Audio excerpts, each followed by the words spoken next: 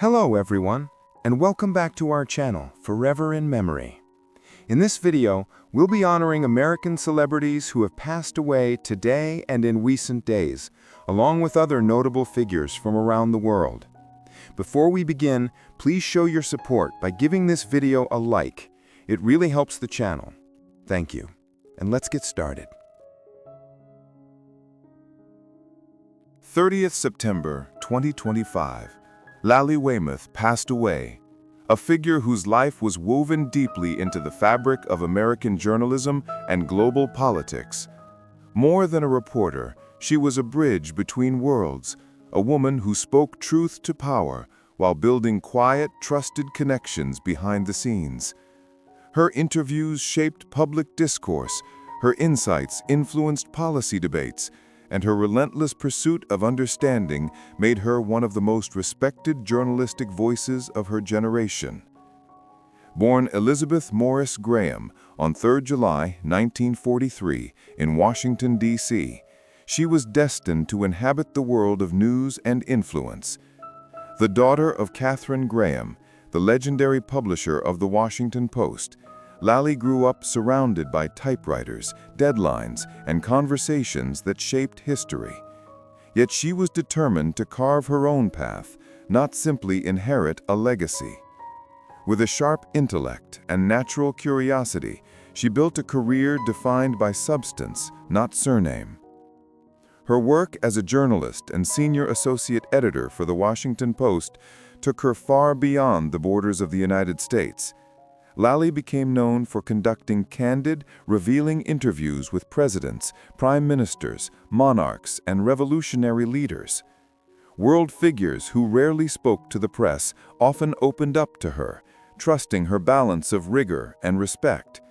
From the halls of power in Washington to the presidential palaces of the Middle East and Asia, her interviews offered rare glimpses into the minds of those shaping global events.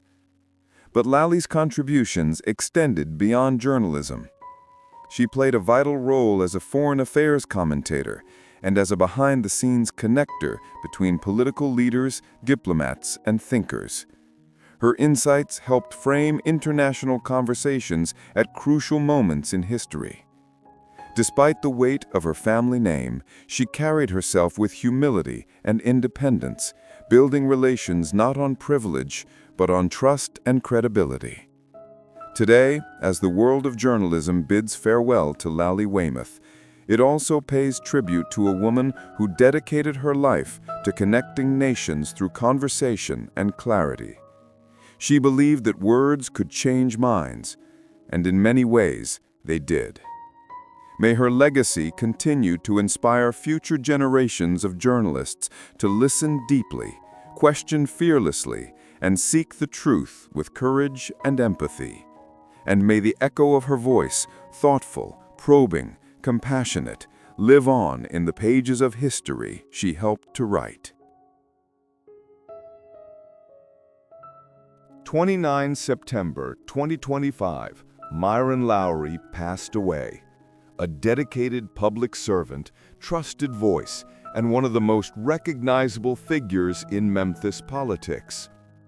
For decades, he devoted his life to the people of his city, combining sharp intellect, fearless advocacy, and deep compassion for those he served. Known for his straightforward honesty and tireless work on behalf of his community, Lowery left a mark on local government that will not soon be forgotten. Born on 15 November 1946 in Memphis, Tennessee, Myron Lowery grew up with a strong sense of civic responsibility and a belief that leadership was about improving lives, not just holding titles. After earning degrees in political science and communications, he began his professional life as a journalist and television news anchor. His years in broadcasting honed his communication skills and built a deep connection with the people of Memphis, a connection that would serve as the foundation for his later career in public office. In 1991, Lowery was elected to the Memphis City Council, beginning a decades-long journey of public service. He quickly became known as a voice of reason and the champion for accountability, pushing for government transparency, ethical standards, and policies that reflected the needs of everyday citizens. His leadership style was approachable yet firm, marked by a willingness to listen and a determination to act. Perhaps one of his most memorable moments came in 2009, when he briefly served as interim mayor of Memphis. During that time, he guided the city through a crucial transition with steadiness and vision, demonstrating the same principles that defined his entire career: service over ego, people over politics. He was deeply committed to improving public safety, supporting economic development, and expanding opportunities for education and housing, always with a focus on uplifting underserved communities. Beyond the council chambers, Lowry was deeply engaged in civic life. He served on numerous boards, mentored young leaders, and remained a visible, active presence in Memphis affairs even after leaving public office. His dedication to social justice, equality, and inclusion earned him respect from colleagues and constituents alike across political and cultural lines. Myron Lowry was more than a politician. He was a bridge builder, a mentor, and a steadfast believer in the potential of his city. As Memphis mourns his passing, it also celebrates a life lived with purpose and integrity. Myron Lowry believed that leadership was about service, and through decades of tireless work, he embodied that belief every single day.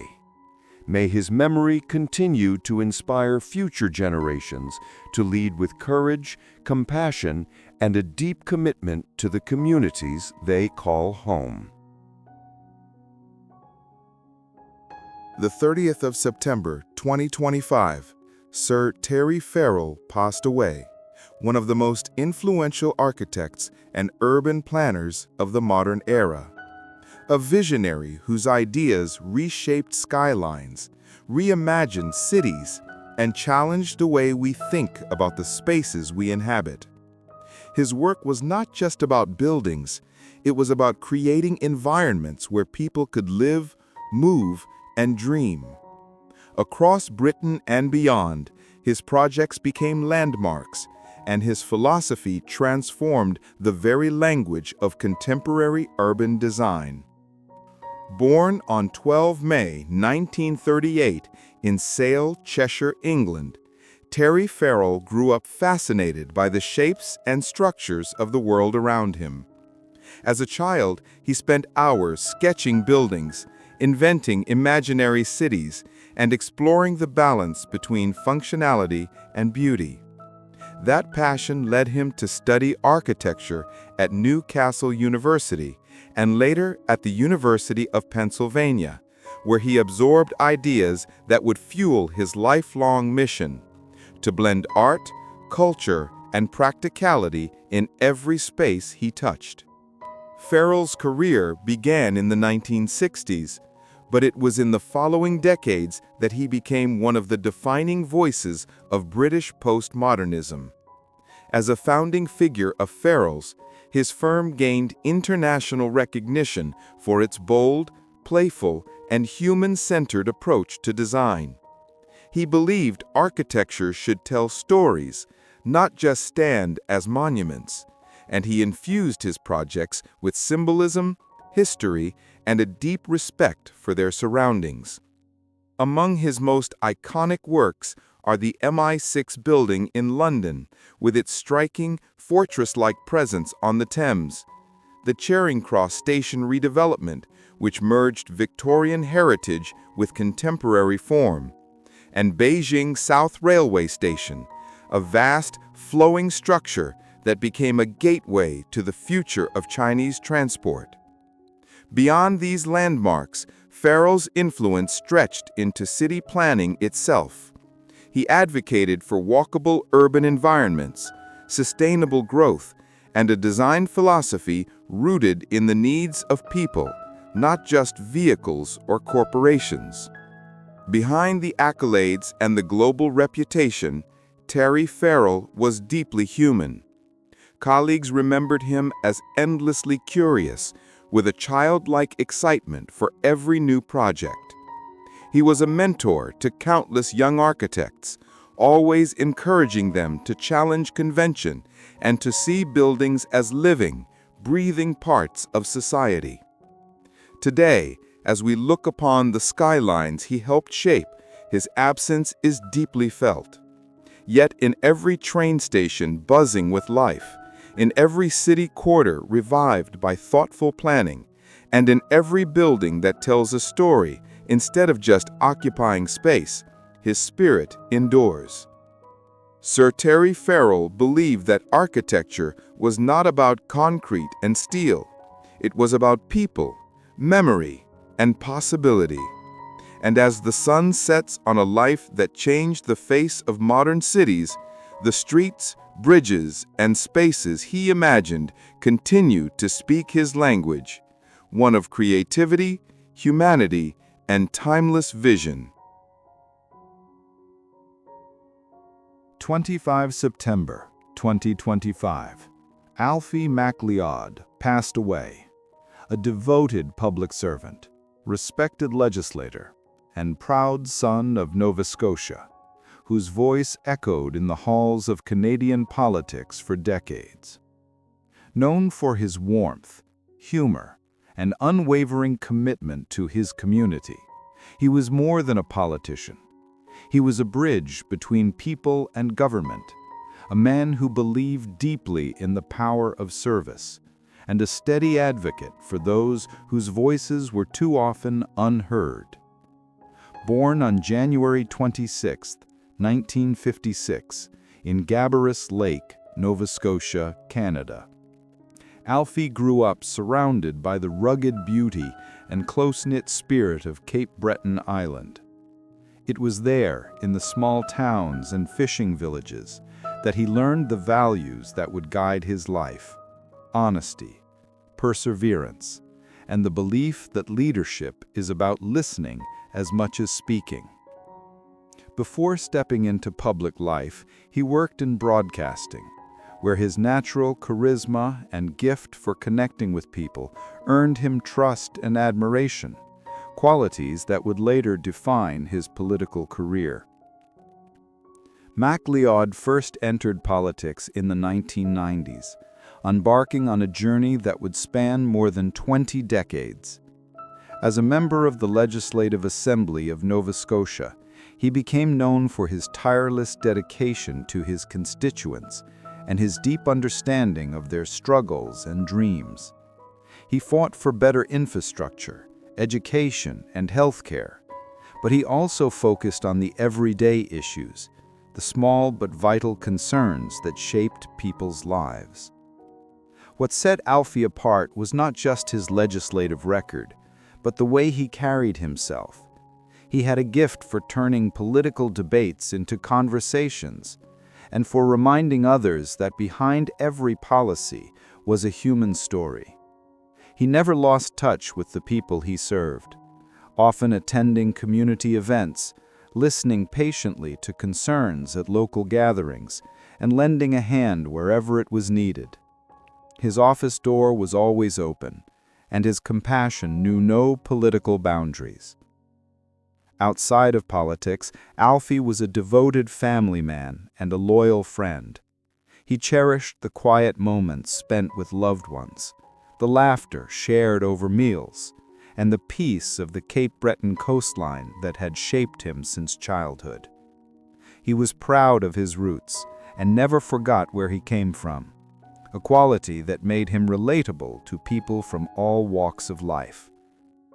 Today, as Nova Scotia mourns the loss of one of its most steadfast champions, Alfie MacLeod's legacy lives on in the policies he shaped, the communities he strengthened, and the countless lives he touched.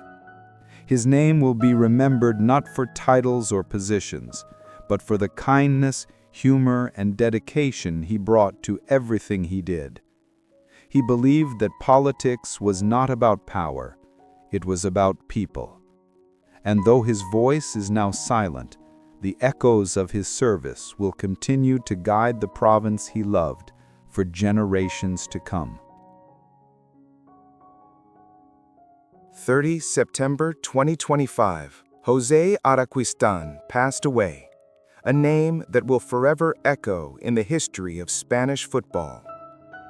Celebrated as one of the most talented goalkeepers of his generation, Araquistan's story was not just about the saves he made on the pitch, but about the courage, discipline, and quiet strength with which he lived his life.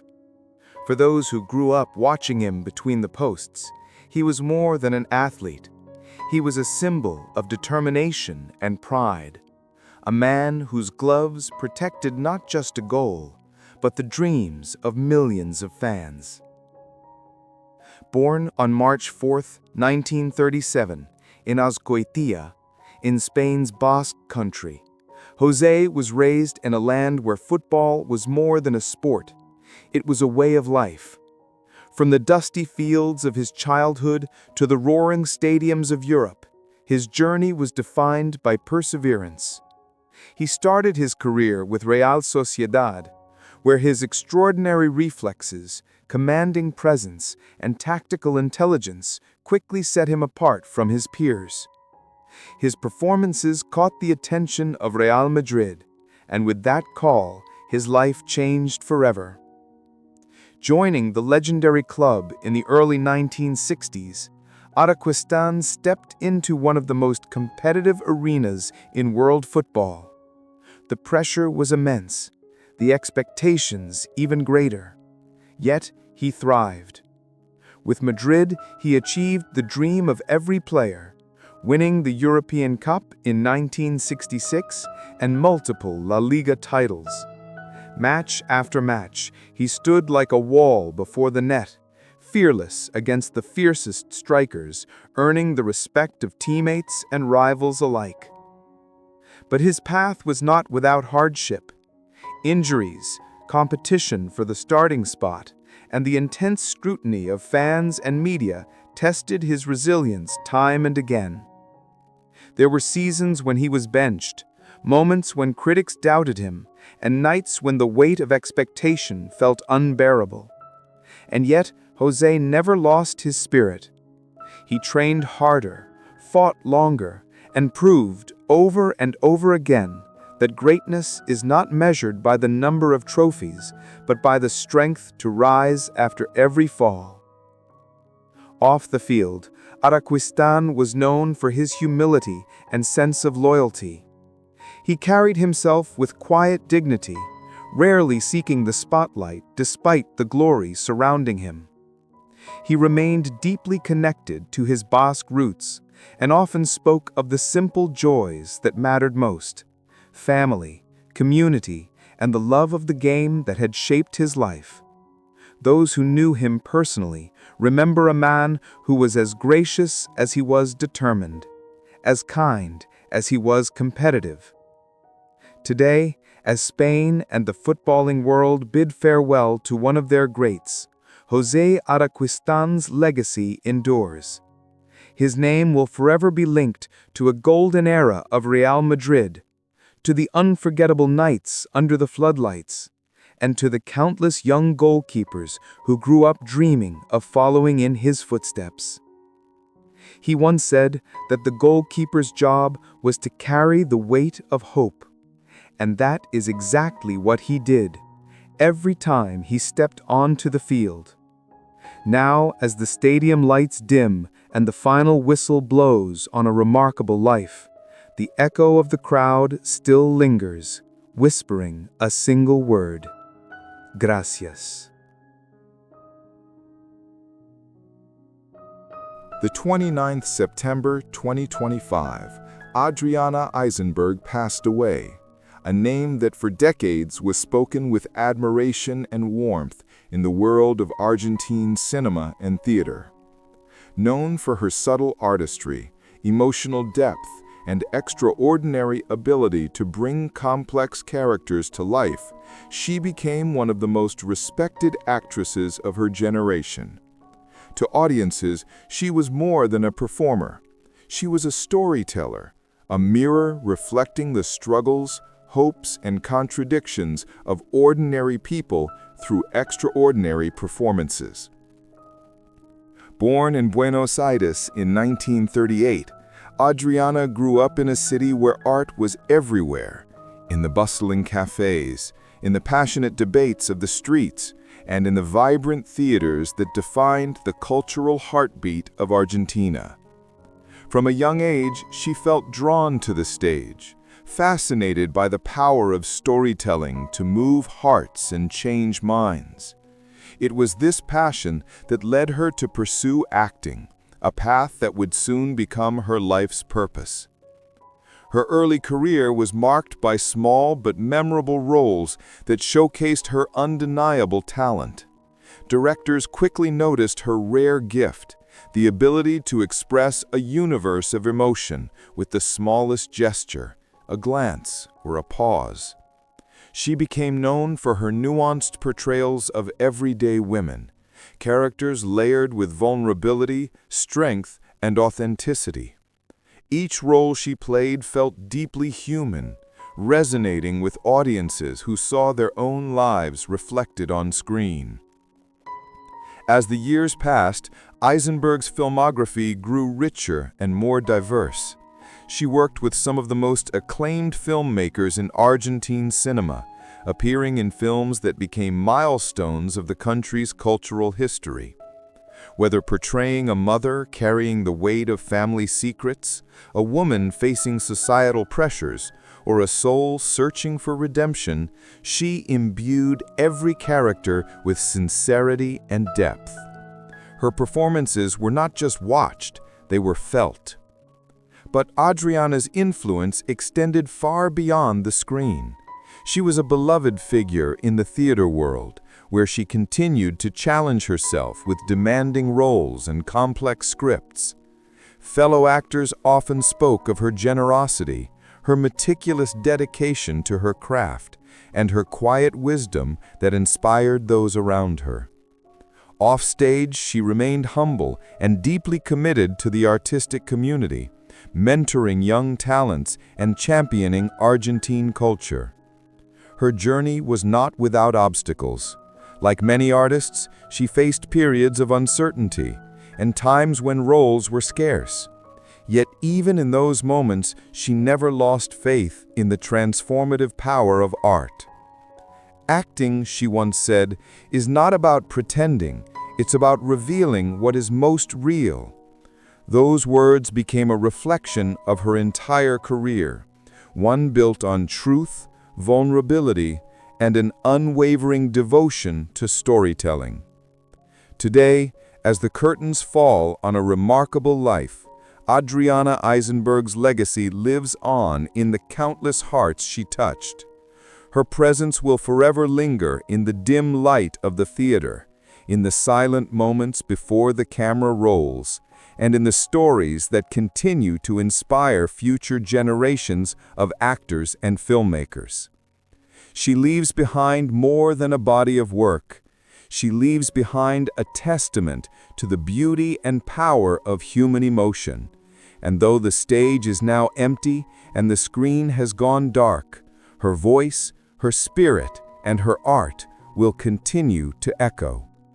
For those who watched her perform, Adriana Eisenberg was not just an actress, she was a reminder of what it means to feel deeply, to live passionately, and to leave a mark on the soul of a nation.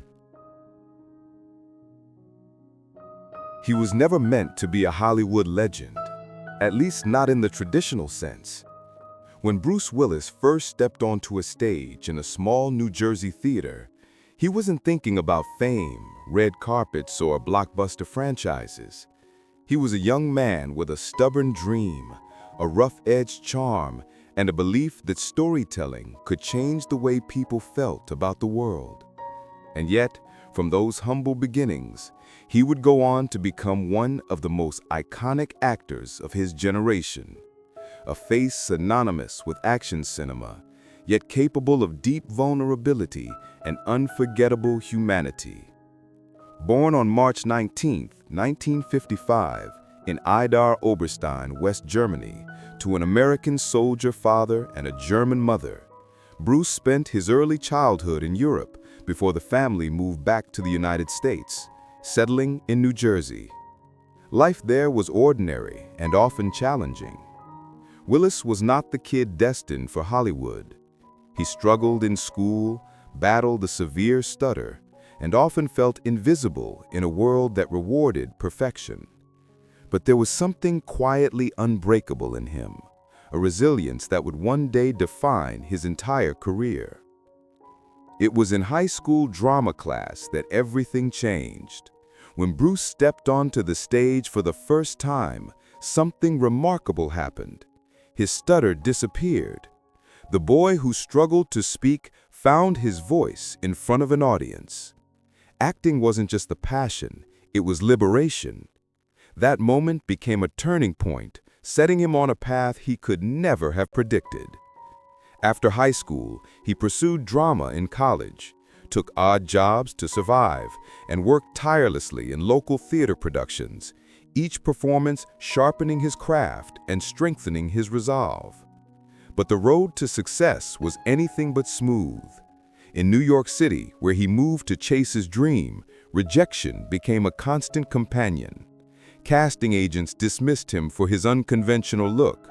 Directors told him he wasn't leading man material. Yet Bruce refused to quit.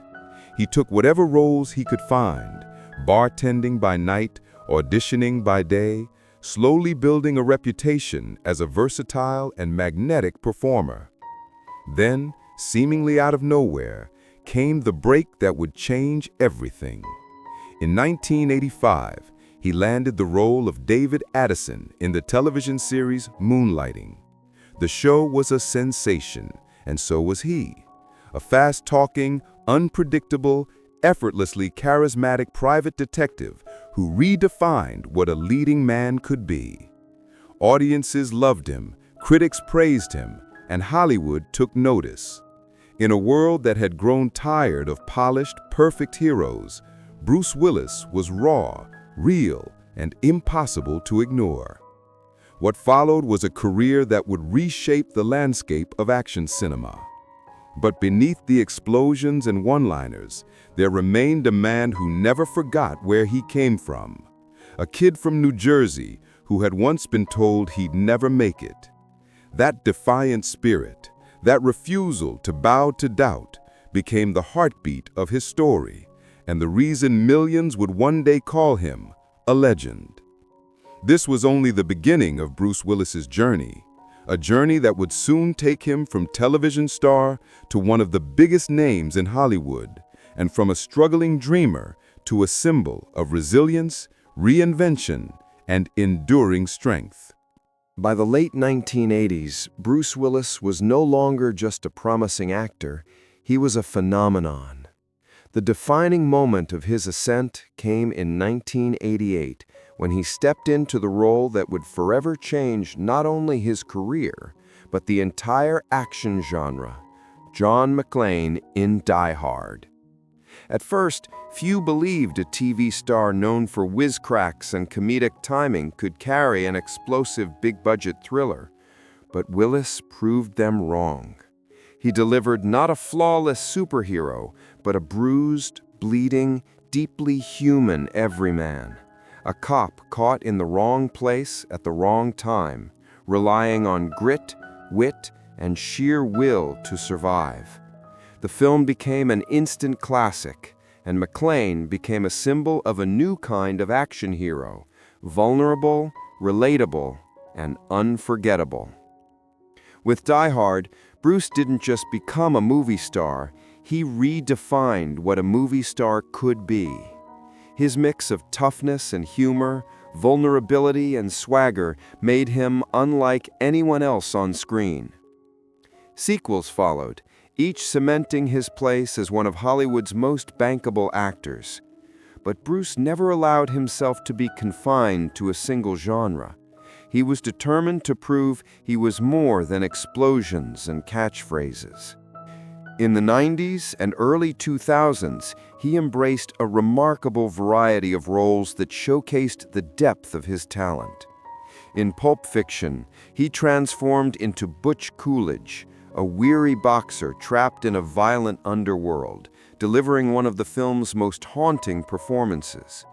In The Sixth Sense, he portrayed a tormented psychologist, grounding a supernatural story with raw emotion and restraint. In 12 Monkeys, he dived into psychological science fiction, and in The Fifth Element, he brought humor and humanity to a visually dazzling, futuristic epic. These films proved that Bruce Willis was not just an action star, he was a storyteller capable of exploring complex characters and emotions. But behind the fame and fortune, there was always something deeply grounded about him. Unlike many of his contemporaries, Bruce never seemed consumed by Hollywood's illusions. He approached fame with a wry smile and an easy laugh, often poking fun at himself and refusing to take stardom too seriously. Colleagues spoke of his discipline, his professionalism, and his generosity on set. He valued authenticity, both in his work and in his life, and that authenticity became part of his appeal. Of course, his journey wasn't without setbacks. Not every film succeeded, and not every risk paid off. There were box office disappointments and critical failures. Yet even when the spotlight dimmed, Bruce kept moving forward. He was never defined by a single moment, a single genre, or a single decade. He kept reinventing himself, returning to action when audiences craved it, exploring new creative challenges when he felt inspired. By the time the 21st century rolled around, Bruce Willis was no longer just a star. He was an institution. Generations had grown up watching him crawl through air ducts, deliver razor-sharp dialogue, or silently break a viewer's heart with a single look. He had become part of the fabric of cinema itself, an actor whose presence alone could command a screen and elevate a story. Through triumphs and failures, risks and rewards, Bruce's journey was a masterclass in longevity and resilience, a reminder that greatness isn't about avoiding failure, but about enduring, adapting, and continuing to create. And that is exactly what he did. Over and over. By the time Bruce Willis entered the later chapters of his career, he had already secured a place in the pantheon of modern cinema. Few actors in Hollywood history had managed to balance raw charisma, vulnerability, and timeless appeal the way he did. But even as the blockbuster era that had made him a global icon began to evolve, Bruce continued to find new ways to connect with audiences, not through spectacle alone, but through authenticity, humanity, and presence.